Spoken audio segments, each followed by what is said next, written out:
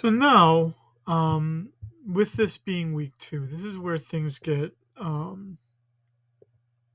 maybe a little bit drier, and especially here in the beginning where um, we're kind of talking about what is probably an interesting topic for an economist, which is chapter 9 and chapter 10, which is talking about fiscal and monetary policy. When we talk about fiscal policy, we're talking about the government doing something to influence the economy. When you're talking about monetary policy, we're talking about the central bank doing something to influence the economy.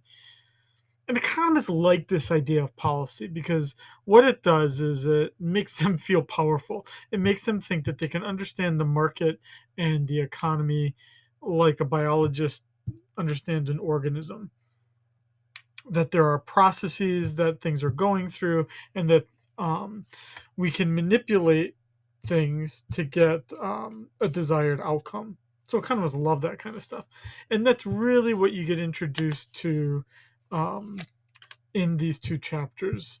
Is first the God complex that economists have, but then also to a little bit about how, with an understanding of things like GDP and unemployment and inflation, how economists can understand um, influencing the economy to try to reach something, and the dangers and the challenges in doing those same things.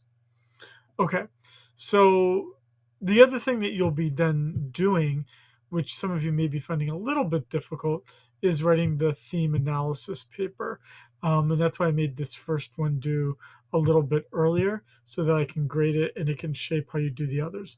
Let me say right away from the start, um, these papers are quite important because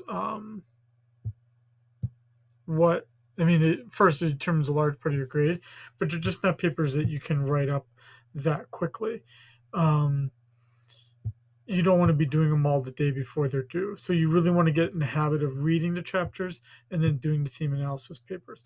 For this first one, don't worry about like screwing it up and let that like stop you from doing what you need to do.